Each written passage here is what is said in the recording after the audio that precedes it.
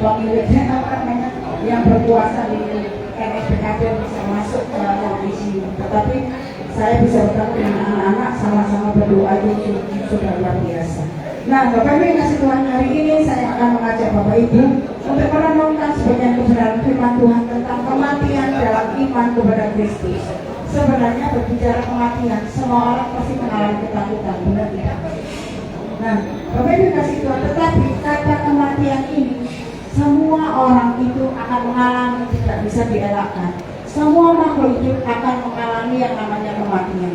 Tetapi bagi orang Kristen, bagi orang yang percaya kepada Kristus, kematian bukan suatu hal yang sangat menakutkan. Kenapa? Karena kita punya Tuhan yang pemilik surga itu. Makanya ketika kita berbicara masalah kematian, berarti kita berjumpa dengan Sang Kali, berjumpa dengan pencipta kita, kekasih kita, yaitu Yesus Kristus. Kenapa demikian? Karena Tuhan Yesus memberikan penjelasan atau pemahaman dengan jelas bahwa ketika kita masuk yang namanya kematian, berarti kita akan pindah di dalam dunia yang sementara ini masuk ke dalam dunia yang kekal, dalam kehidupan yang kekal. Nah, tapi di dalam kekekalan ini, satu pertanyaan buat kita yang hidup, kita kemana di dalam kekekalan itu? Karena di dalam kekekalan hanya ada dua tempat, surga dan neraka. Nah, Bapak Ibu yang kasih Tuhan, di dalam kebenaran firman Tuhan menjelaskan setiap orang yang percaya kepada Tuhan Yesus akan mendapatkan tempat. Nah, bagi yang tidak percaya itulah tempatnya di mana, itu yang menjadi masalah yang menakutkan. Coba kalau kita melihat di dalam Alkitab kita, di dalam Yohanes pasal 3, mungkin ayat ini ayat emas Bapak Ibu sekalian sudah hafal semua. Yohanes pasal 3 ayat 16. Mari kita melihat di dalam Yohanes pasal 3 ayat 16. Sudah menemukan semua atau sudah menghafal semua? Saya akan membacakan bagi Bapak Ibu sekalian. Demikian bunyi firman Tuhan. Karena begitu besar kasih Allah akan dunia ini, sehingga Ia telah mengaruniakan anaknya yang tunggal, supaya setiap orang yang percaya kepadanya tidak binasa, melainkan beroleh hidup yang kekal. Jadi setiap orang yang percaya kepada Tuhan Yesus akan memperoleh hidup yang kekal. Bagaimana yang tidak percaya? Ada tanda tanya besar ya. Makanya orang yang tidak percaya akan mengalami ketakutan yang luar biasa. Tetapi bagi setiap orang yang percaya kepada Tuhan Yesus, janji firman Tuhan ini akan digenapi dalam setiap kehidupan kita, yaitu mendapatkan hidup yang kekal. Tidak di situ saja janji Tuhan, kita melihat di dalam Yohanes pasal 14. Mari kita akan melihat di dalam Yohanes pasal 14 ayat yang ketiga. Yohanes 14 ayat yang ketiga dikatakan, dan apabila aku telah pergi ke situ dan telah menyediakan tempat bagimu, aku akan datang kembali dan membawa kamu ke tempatku, supaya di tempat aku berada, kamu pun berada. Jadi Bapak Ibu kasih Tuhan, firman Tuhan ini adalah satu janji yang diberikan kepada setiap orang yang percaya kepada Tuhan Yesus. Setiap yang percaya tidak mendapatkan binasa, tetapi memperoleh hidup yang kekal, dan juga mendapatkan tempat ketika kita pulang. Sebenarnya waktu ketika menghadapi yang namanya kematian, kita itu dijemput oleh Tuhan Yesus sendiri, karena Tuhan mengatakan setelah menyediakan tempat bagi kita, Dia akan datang kembali membawa kita di mana Tuhan Yesus berada, kita akan berada. Berarti ketika kita masuk dalam kematian, yang menjemput siapa? Bukan malaikat maut, Bapak Ibu kasih Tuhan, tetapi Tuhan Yesus sendiri yang menjemput kita, membawa kita ke tempat di mana Tuhan Yesus berada supaya kita berada.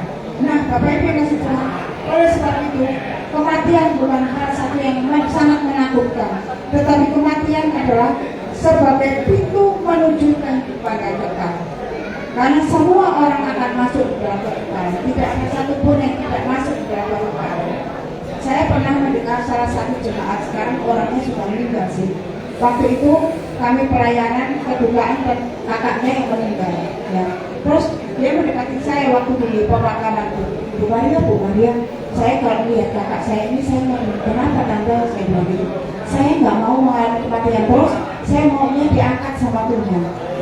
Bapak Ibu kasih Tuhan, kapan itu diangkat sama Tuhan?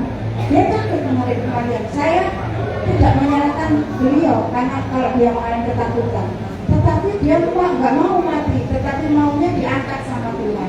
Nah, Bapak Ibu kasih Tuhan, kalau orang orang mengatakan seperti itu, sebenarnya imannya dipertanyakan. Kenapa takut? Memang semuanya takut, tetapi ketika kita masuk di dalam kematian, kalau yang jemput Tuhan Yesus sendiri takut nggak? Nggak akan takut. Semua orang akan mengalami satu keberanian.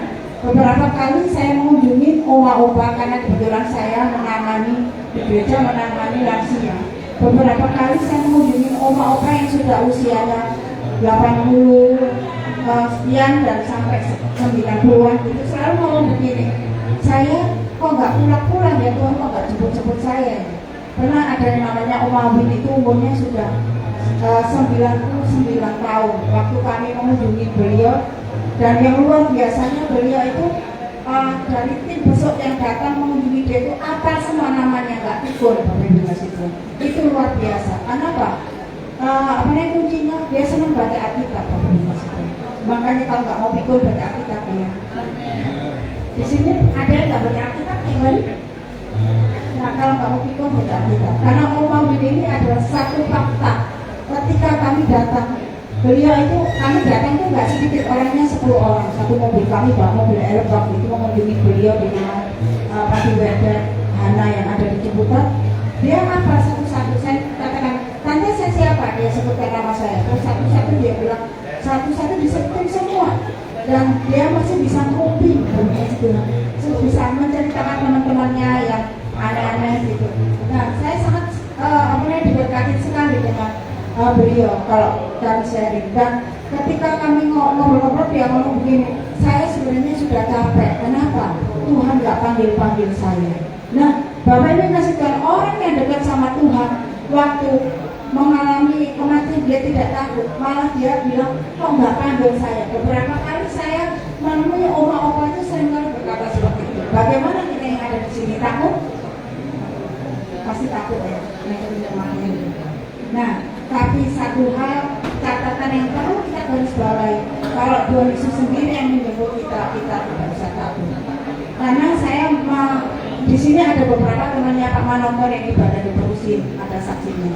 Ketika saya bertanya kepada oma-oma kalau ibadah lansia yang namanya Perusin, Persekutuan Usia Indah, selalu saya sering tanya, oma-oma takut kalau dipanggil Tuhan? Enggak, kenapa? Saya sudah bersama dengan Tuhan. Nah, oleh sebab itu Bapak Ibu kasih Tuhan, kematian itu adalah pintu menuju kekekalan, itu tidak salah. Dan semua orang yang percaya kepada Tuhan Yesus tidak boleh takut. Kenapa? Karena Tuhan Yesus sendiri yang pemilik kekekalan itu.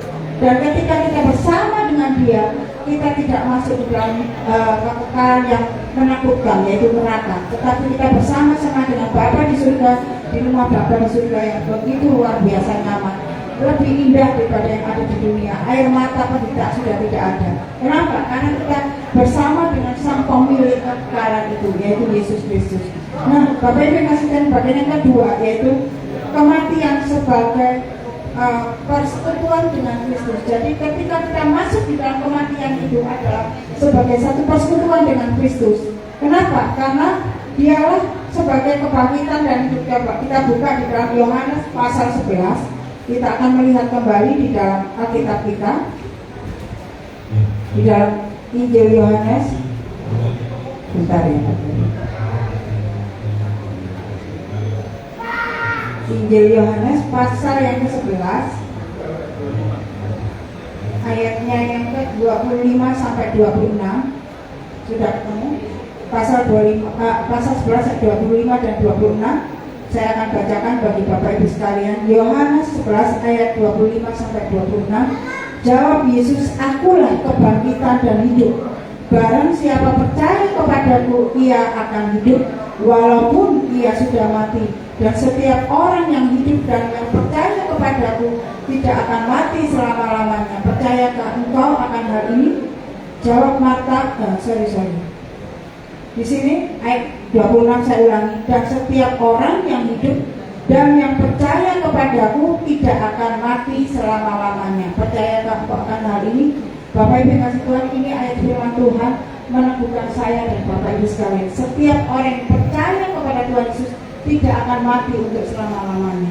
Jadi walaupun tubuh yang fana ini meninggalkan harus kembali kepada tanah, tetapi roh kita akan kembali kepada Sang Kali, kepada Tuhan Yesus yang memberikan tempat yang nyaman, yang indah, yaitu di surga. Makanya dikatakan setiap orang yang percaya kepada Tuhan Yesus tidak akan mati untuk apa? Selama-lamanya. Oleh sebab itu Tuhan berkata, percayakah engkau akan hal ini? Nah, Bapak Ibu kasih Tuhan, ayat ini menjadi pertanyaan buat saya dan Bapak Ibu sekalian. Percayakah kita akan Tuhan Yesus sebagai Tuhan dan Juru Selamat kita? Nah, biarlah firman Tuhan ini secara khusus menjadi berkat berkeluarga yang ditinggalkan, bahwa kita tidak berpisah dengan Pak Manogar untuk selama-lamanya. Suatu saat kita akan berjumpa dengan beliau di surga, bersama dengan Bapa di surga, dan di sana ada satu sukacita dan keindahan, dan tidak ada air mata lagi. Oleh sebab itu, bila firman ini belum menjadi pengharapan buat saya dan Bapak Ibu sekalian, dan khususnya buat keluarga yang ditinggalkan oleh kekasih kita Bapak Manogar, bila kita menghantar beliau dengan penuh sukacita, walaupun memang kita mengalami kedukaan berpisah sementara, tetapi kita mengantar beliau dengan penuh ucapan syukur di hadapan Tuhan. Kenapa? Karena beliau sudah bersama-sama dengan Bapa di surga, penderitaannya sudah hilang, sudah tidak merasakan kesakitan lagi seperti beberapa hari yang lalu harus masuk ruang ICU. Tetapi hari ini beliau sudah terlepas dan terbebas dari segala sakit penyakitnya. Nah, Bapak Ibu yang kasih Tuhan, firman Tuhan ini biarlah boleh jadi satu pegangan buat saya dan Bapak Ibu sekalian, bahwa ketika saatnya nanti kita harus pulang, harus kembali kepada Sang Kali kita ada yang menjemput. Siapa yang menjemput, Bapak Ibu? Tuhan Yesus. Bukan malaikat maut yang menakutkan, tetapi Tuhan Yesus sendiri yang akan menjemput kita. Biarlah ayat di Yohanes pasal 14 tadi menjadi satu kekuatan buat kita. 14 ayat 3, saya ulang lagi ya, kita ulang lagi ya, kita baca. Dan apabila aku telah pergi ke situ dan telah menyediakan tempat buat siapa? Buat kita, buat tempat bagimu, aku akan datang kembali dan membawa kamu ke tempatku, supaya di tempat di mana aku berada, kamu pun berada. Nah, biarlah ayat ini menjadi ayat emas kita. Tuhan Yesus yang menjemput saya dan Bapak Ibu sekalian ketika kita harus pulang. Nah, biarlah ayat ini menjadi ayat emas kita semua. Amin. Mari kita bersama-sama berdoa. Bapa yang baik, Kau teguhkan iman kami di dalam menghadapi segala pergumulan persoalan yang kami hadapi. Meskipun kadang-kadang Tuhan izinkan kami lewat lembah kekelaman, kami percaya dengan iman bahwa Tuhan tidak pernah meninggalkan kami. Tangan kasih terus menopang kami sebagai anak-anak-Mu yang percaya kepada Engkau. Terima kasih Bapa yang baik, Engkau teguhkan iman pengharapan kami di dalam Engkau, supaya kami tetap setia kepada-Mu Tuhan dalam segala perkara. Khususnya keluarga kami Tuhan yang ditinggalkan oleh Bapak Manogar yang kembali ke rumah Bapak terlebih dahulu Tuhan. Dan suatu saat nanti kami akan menyusul beliau. Biar Engkau yang terus meneguhkan kami semua. Terpujilah Engkau Bapa yang baik. Di dalam nama Tuhan kami Yesus Kristus kami bersyukur dan kami berdoa. Amin. Waktu saya Yesus.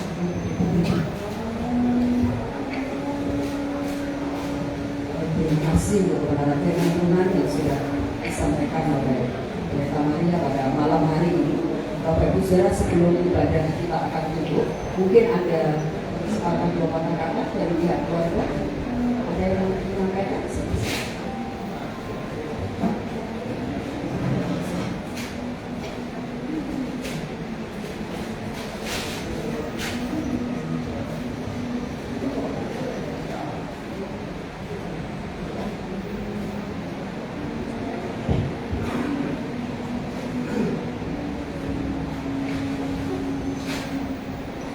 Shalom buat semuanya. Selamat malam. Dalam sidang jemaat yang kami kasihi, kami atas nama keluarga mengucapkan terima kasih banyak.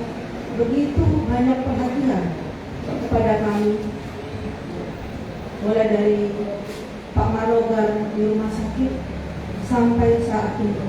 Begitu luar biasa kasih Tuhan yang Bapak Ibu berikan kepada kami. Sudah terima kasih. Saya bisa menceritakan sedikit riwayat dari Pak Marpau, Pak Manogar. Benar yang dikatakan Ibu Maria tadi, sudah puluhan tahun beribadah di gereja Isa Al-Masih. Dan saya juga dibawa beliau sejak kami berkenalan di tahun 1997. Saya dibawa ke gereja Isa Al-Masih yang pertama sekali. Riwayat sakit seperti diketahui oleh pihak gereja di tahun 2009. Pertama sekali serangan stroke di bulan 6 tanggal 5. Pak Paul mengalami stroke berat dan berada di ICU selama 32 hari. Begitu banyak cobaan, tapi saya dikuatkan oleh Tuhan Yesus dan juga saudara-saudaraku dari jemaat Isa Al-Masih. Saya berterima kasih. Selama 32 hari saya tidak tidur malam karena pagi juga kerja, di mana anak-anak juga dirawat di rumah sakit. Tapi Tuhan beri kuat bagi saya. Saya kuat selama 32 hari, tidak tidur sama sekali. Itu semua adalah kuat dari Tuhan. Kemudian puji Tuhan, beliau bisa berjalan, bisa bicara kembali di bulan Oktober tahun 2009. Luar biasa, hanya stroke beberapa bulan. Itu berjalan dengan kasih Tuhan. 2015 serangan jantung. Dan itu harus sito pemasangan ring 2. Dan itu beliau ketakutan. Ketakutannya apa? Aku nanti mati. Saya bilang, kenapa takut? Yang lebih dari itu sudah kau alami. Kenapa takut? Karena apa? Aku belum sepenuhnya kuat imanku. Dan Bapak Ibu ketahui, kami baca firman itu setelah dia bisa berjalan, setelah lepas stroke-nya, yaitu di awal Agustus 2009. Itulah awalnya kami baca firman setiap malam, dimulai pukul 7 sampai pukul 8 malam. Kemudian disambung pukul 3 pagi. Beliau pasti bangun untuk baca firman. Dan lagu yang tadi dinyanyikan El Shaddai, baru saya ingat kemarin Kak Prapto bertanya, apalagi lagunya Kak Manoga. Kalau dia selalu di awal baca firman selalu bernyanyi, melayani lebih sungguh. Itu pertama. Dan penutupnya selalu lagu El Shaddai. Itu tadi baru saya ingat. Makanya kami luar biasa nangisnya. Kenapa? Itu selalu sayup-sayup kami dengar setiap jam 3 pagi. Itu selalu on time. Dia bangun jam 3 pagi. Itu bunyi alarm. Dia selalu nyalakan kamar. Dia sendiri. Memang rumah kita sempit, jadi kamar tidur itu menjadi rumah ibadah bagi kami. Kamar. Itulah berlangsung mulai anak-anak kecil sampai dewasa. Selalu dia mengajak agar kami selalu membaca firman tiap malam, selalu on time. Jadi selalu marah. Kadang saya ribut dengan beliau. Kenapa? Saya baru pulang kerja capek-capek harus baca firman, tapi harus tidak boleh telat. 7:30 mulai. Apapun yang terjadi mulai. Karena itulah apa namanya ya, duniawi saya itu masih ada. Jadi saling ribut. Anak-anak juga kadang-kadang, Pak aku masih cuci piring, Pak aku masih ini. Masuk baca firman. Itu time harus mulai. Tapi kalau pagi-pagi terus terang dia sendiri. Nah kadang-kadang setelah kami kebetulan saya kos saat ini, anak-anak sudah di BSD dan ada yang di kuliah, dan dia berdua dengan Ubed kadang jam 3 juga baca firman. Dan sangat luar biasa. Dia tekun, memang benar tekun sekali. Dan saya bilang, kenapa sih harus memaksa anak-anak? Dan dia cerita, sewaktu aku stroke 2009, aku bernazar, jika aku sembuh Tuhan, aku akan membawa anak dan istriku untuk membaca firman setiap hari. Ternyata puji Tuhan, dia lakukan itu, belajarnya itu. Dia lakukan terus. Dia lakukan. Sampai terakhir kami bertemu karena saya kos pulang ke rumah. Terakhir itu minggu sebelum dia, karena saya kalau pulang hari Jumat, karena pulang kembali ke kos itu hari Minggu. Terakhir dia membaca firman, sayup-sayup saya dengar doanya, Tuhan, aku sudah siap.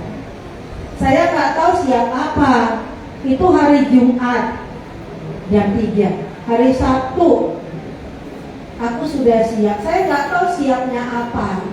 Kemudian hari berikutnya saya sudah siap. Saya nggak tahu siapnya apa. Ternyata inilah dia siap.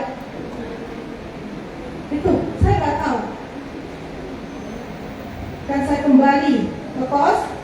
Jarak hari Jumat, anak saya si Tessa datang ke kos saya.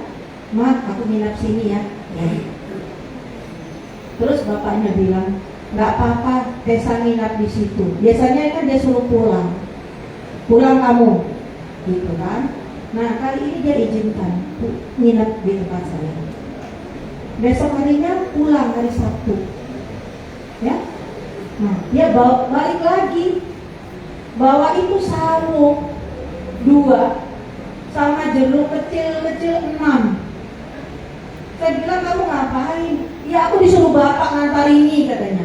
Nggak berapa lama dia telepon, halo sayang, tumben-tumbenan manggil sayang. Saya bilang, karena orang Batak jarang mesra, jarang romantis. Halo sayang, kau udah terima belum buah yang aku kasih katanya? Udah, segituin kan? Betul, dimakanlah katanya gitu. Aku udah capek membeli itu ke pasar katanya. Langsung saya terbayang bagaimana dia terseok-seok jalan ke pasar yang cukup jauh hanya untuk membeli 2 sawo sampai jeruk kecil. Terus saya bilang, ya nanti saya makan. Kebetulan saya ada sedikit gula, takut saya makan sawo, ya nanti saya makan. Kalau nggak suka buang. Enggak lah, saya simpan. Akhirnya saya simpan di kulkas. Paginya saya video call. Nih ya, aku makan sawomu yang 2. Kemudian jeruk. Ya iyalah, harus dihargai pemberian saya. Terus saya bilang, kenapa kau beli sawo? Kan waktu kita pacaran ke Bogor itu, kau ingat nggak? Nyerampang sawo orang katanya. Terus saya bilang, oh iya. Padahal itu sudah 27 tahun berlalu. Saya tidak ingat lagi kalau sawo yang saya serampang itu. Dia ingat kembali masa dulu. Kemudian, masih ingat gak kok baju batik yang saya pakai kan? Aduh lupa, saya bilang gitu kan. Ya udah, itulah makanya manis ya katanya. Iya. Tapi saya tidak punya perasaan atau feeling yang lain bahwasanya itu pemberian yang terakhir buat saya. Tidak ada sama sekali. Akhirnya Tessa pulang. Pas sebelum itu dia telepon masalah kunci rumah. Kunci rumah itu tolong diganti. Iya, saya bilang. Kapan? Tukang udah pulang, kunci gak diganti. Kunci rumah. Ini rumah kita ini gak ada kuncinya. Terus saya meledek, aku rumah gak berkunci juga, siapa yang mau ambil? Orang ada apa-apa di rumah kita. Enggak, harus cari. Harus seperti itu. Nah, itu jam 2. Tessa pulang dan tidak berapa lama Harel telepon. Ma, bapak muntah, lemas, gimana? Berapa kali muntah? Sering. Aku udah kasih makan bubur, bapak muntah terus. Langsung saya ingat, itu pasti serangan jantung kalau nggak stroke. Dengan tenang saya jawab, ya udah, bawalah ke Gatot Subroto. Harus ke situ, ya bawalah ke situ. Karena pasti saya tahu nggak ke POM aja, kan? Tidak. Langsung aja ke situ saya bilang. Langsung dibawa ke situ, bapak masih bisa berjalan. walaupun tertatih-tatih, ya. Tapi luar biasa Tuhan itu. Biasanya Harel sama Ruben itu kalau hari Minggu pulangnya malam, pasti layak dulu dengan teman-temannya, itu pasti. Tapi pada saat itu luar biasa kasih Tuhan itu.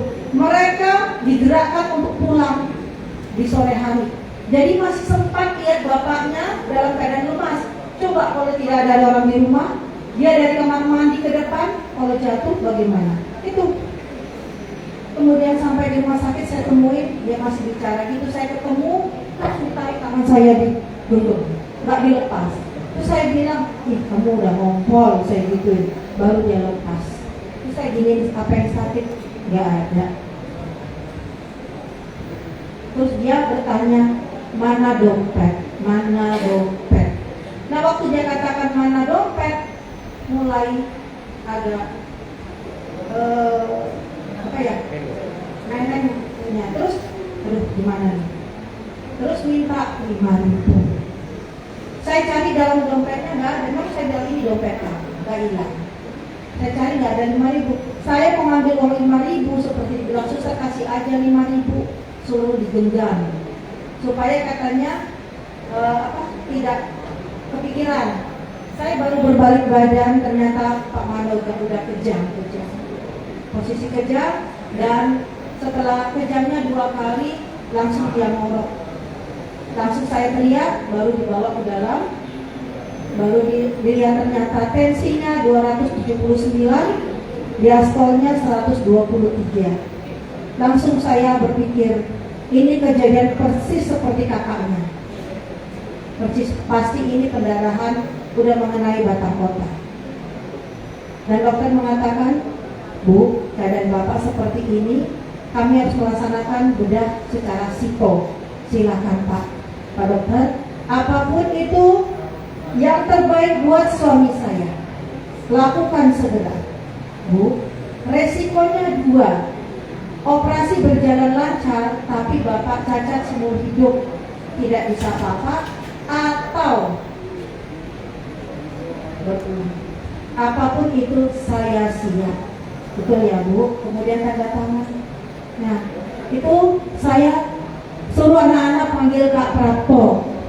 Puji Tuhan, Kak Prapto langsung datang dan mendoakan dan mengiringi beliau operasi. Ya, masuk ke meja operasi. Di situ dia gemetar. Saya bilang, tenang, Tuhan beserta kita. Ingat ya, kau dulu stroke bisa kau lewati. Ingat saya 6 kali operasi, dibedah di mana-mana tetap hidup. Tenang, masa kalah sama saya? Saya gituin, baru dia tidak tremor lagi. Dan kita ikut, ya. Dan memang diiringi doa dengan kata malam itu. Operasi berjalan pukul 1 malam. Saya suruh anak-anak tidur. Supaya anak-anak tidak melihat saya menangis. Kenapa? Saya tahu dia tidak panjang. Pasti. Karena sudah kena batang otak. Apapun itu. Tapi yang dilakukan bedah itu, kita hanya berharap pada Tuhan. Saya percaya kalau dia selamat, dia itu seperti bilang dokter, dia akan stroke selamanya dan akan hanya di tempat tidur. Tapi saya siap. Seperti yang diucapkan di gereja saat saya pernikahan. Apapun dia, apakah kamu terima? Ya, saya terima. Susah senang, sakit akan saya terima. Karena saya selalu mengingat istri adalah penolong, bukan pendamping. Itu selalu saya ingat.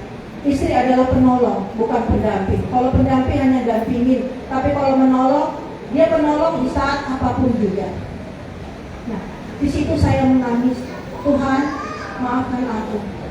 Dan saya cium kakinya sebelum masuk operasi, saya cium, maafkan aku ya. Aku tidak merawatmu 1 tahun lebih, 1,5 tahun, karena kita pisah rumah segitu. Tapi kami cinta, semangat ya segitu. Berlangsung operasi 3:30 jadi selesai, masuk ruangan ICU.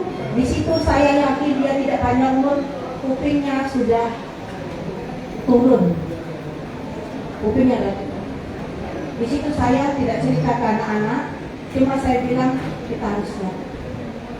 Singkat kata, Bu, hari Kamis kita dipanggil karena Bapak agak turun badannya, kemudian dipasang tracheotomy di leher supaya membantu pernapasannya.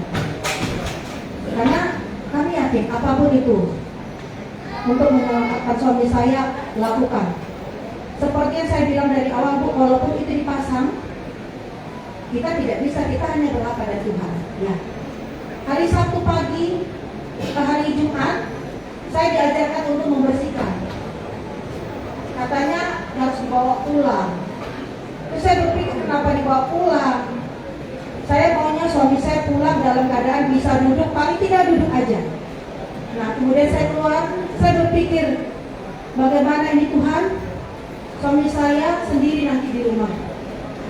Saya kerja, anak-anak kerja, anak-anak kuliah, sebentar lagi Ruben ke Semarang. Siapa temannya Tuhan? Itu saya bertanya. Kemudian saya bertanya sama anak-anak, saya berkumpul, kita kumpul dulu. Nanti kalau Bapak ini di rumah, bagaimana ya? Kita semua tidak ada di rumah. Bapak sendiri dalam keadaan seperti ini, pakai alat bantu. Luar biasa, saya bangga dengan anak-anak saya. Boleh mengatakan, Mak, gimana kalau saya resign aja dari kerja? Tapi saya melihat dia tegar. Tapi saya tidak menunjukkan sedih. Tuhan, terima kasih. Ternyata anak-anak saya orang tua, cinta orang tua. Terus kemudian saya ngobrol dengan Harel. Harel, gimana Bang? Kalau Ruben, kalau kakak nggak mungkin lah resign. Kenapa? Dia menolong pasiennya, pasien untuk lebih bisa sehat lagi. Gimana kalau Ruben masih muda, masih semester 1? Gimana kalau Ruben yang cuti? Tidak, Mak. Mama tahu nggak? Itu cuti itu 6 bulan. Enggak. Itu jawab Harel. Tapi tetap saya katakan ke Ben, saya panggil Ben, ayo makan yuk berdua. Saya gituin. Pas saya makan saya bilang, Bang, gimana kalau kamu cuti? Untuk apa, Mak? Ya siapa yang merawat Bapak di rumah? Mama kan kerja, tapi Mama usahakan pindah ke Jakarta Pusat. Cukup jauh ke Jakarta Selatan. Gimana? Ya udah, nggak apa-apa. Luar biasa, terima kasih Tuhan, anak saya sayang sama bapaknya. Kemudian lanjut saya ngomong ke bapaknya. Pas jam 5 saya masuk ke ruang ICU, saya bilang, soalnya, terus dia jawab, kan kita mau pulang, kau sendiri di rumah. Bagaimana, tadi aku udah ngomong sama anak-anak, bagaimana kalau Golda mau dia resign? Kalau kau setuju, gerakkan tangan. Lalu dia gerakkan jarinya ke dari tangan saya, mengatakan tidak. Terus saya katakan, ya udah, Ruben aja yang cuti ya. Dia selalu mengatakan tidak. Di situ saya mengatakan, Tuhan, gimana ini? Dia tidak setuju. Anaknya cuti ataupun resign. Tuhan, saya minta solusi. Saya udah buntu pikiran saya, dimana saya udah gak tidur berhari-hari. Saya minta Tuhan beri solusi yang terbaik buat kami, bukan buat dia, tapi buat kami. Itulah keegoisan saya sebagai manusia. Buat kami. Nah, mulailah dia drop. Hari Sabtu pagi dia drop. Kemudian Sabtu sore suster mengatakan, panggil anak-anak dan kalau boleh pendeta. Di situ saya punya pilih. Ya, baik. Saya panggil anak-anak untuk berkumpul. Saya ceritakan, ayo kita kumpul keadaan Bapak seperti ini. Kita masuk ruang operasi, ya. Kemudian Pak Prapto nggak berapa lama datang. Dan kita saling memaafkan, menyatakan cinta pada bapaknya, dan kita melepaskannya pergi. Diiringi doa dari Kak Prapto, diiringi. Nah, kami tenang, kami keluar dan tidak tidur juga. Tapi jam 3, Golda masuk lagi ke ruang ICU, dia membersihkan. Ternyata Golda mengatakan naik, ya naik, berarti baik ya. Di situ puji Tuhan, ya baik. Tapi pukul 5 saya masuk duluan, ternyata itu hanya sebentar, hanya menyenangkan hati anak saya Golda. Dan mungkin itulah pengucapan terima kasihnya kepada Golda karena sudah mau mengatakan saya resign aja. Itu saya yakin itu. Dan 5 dia mulai selesai, panggil Kak Prapto, saya gituin. Kemudian kita bareng lagi melepaskan Pak Manogar dengan seikhlas-ikhlasnya. Dan kami melihat sendiri napas terakhirnya 0. Puji Tuhan dalam hati kami melihat dan mengantarkan Pak Manogar, dan dia hanya kadang-kadang sebentar tutup mata, air mata. Ini kesaksian dari kami, betapa baiknya Tuhan pada kami. Dalam keadaan apapun kami tetap bersyukur sekali, karena semua itu tidak kebetulan. Waktu yang diberikan Tuhan buat Karel sama Ruben pulang sore itu bukan kebetulan, tapi itu adalah kasih Tuhan. Dan juga pada saat ini libur kuliah, itu bukan juga kebetulan. Pada saat ini anak-anak bisa mendampingi bapaknya di rumah sakit sampai selesai. Di sini saya menyatakan luar biasa kasih Tuhan. Ternyata katanya aku sudah siap, baru saya ingat inilah namanya aku sudah siap. Seperti yang dikatakan Ibu Pendeta tadi, dia memang sudah siap. Dia rajin sekali baca firman. Untuk itu atas nama keluarga dan juga keluarga Merpau, jika ada ucapan atau perilaku dari suami saya, bapaknya anak-anak saya yang kurang berkenan, atas nama keluarga kami mohon maaf. Dan doakan kami, terlebih saya, untuk bisa dapat membimbing anak-anak seperti janji saya kepada suami saya tidak akan meninggalkan anak-anak, saya akan membimbing mereka sampai di penghabisan umur saya. Mohon dikuatkan kami, mohon bimbing kami. Demikian dari saya, Tuhan memberkati kita semuanya. Terima kasih. Baik, terima kasih Ibu untuk kesaksian, sharingnya pada kami semua, dan kita percaya bahwa doa-doa kita juga akan tetap kita naikkan untuk memberi kekuatan kepada keluarga. Baik Bapak Ibu Saudara, besok ibadah pemberangkatan jenazah dan juga pemakaman akan diadakan pukul 1 siang. Ya, 1 siang ya, ibadah pemberangkatan dan sekaligus pemakaman di TPU Pondok Rangon. Ya. Kebonanas ya. Jadi besok jam 1 ibadah pemberangkatan dan pemakaman di TPU Pondok Rangon. Kebonanas Jakarta Timur. Ya. Baik, jika Bapak Ibu besok akan bersama-sama kembali untuk mengikuti ibadah, kami persilakan hadir. Baik, kita akan mengakhiri ibadah kita pada malam hari ini. Saya undang kita semua boleh bangkit berdiri. Nanti Pendeta Mika putar-putar akan mengakhiri ibadah pada malam hari ini. Saya persilakan.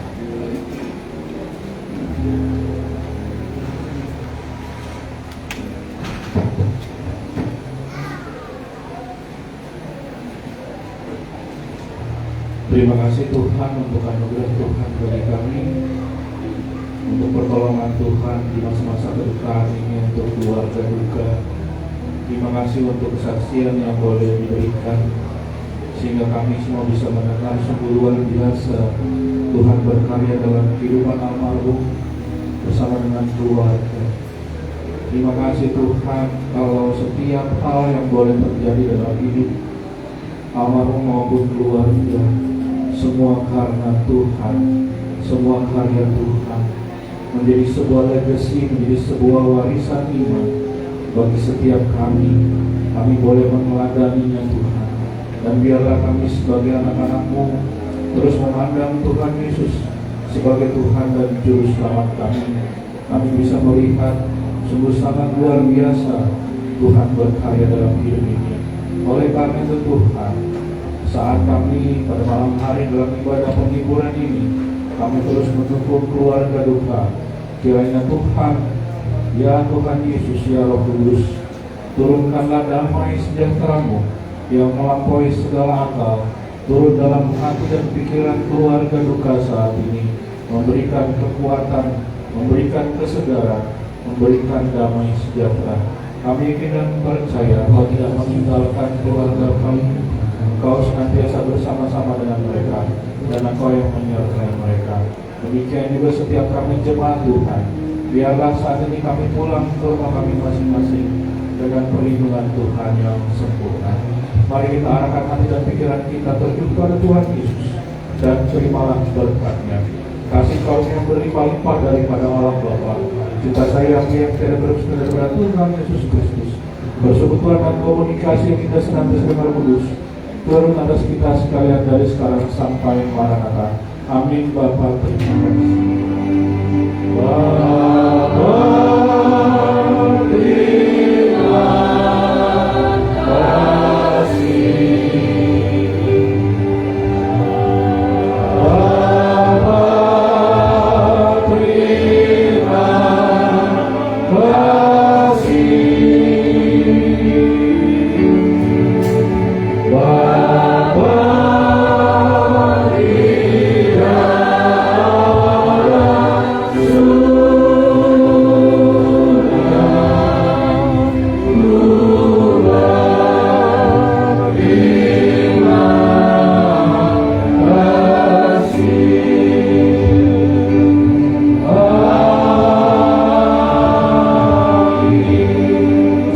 Silakan satu di sini.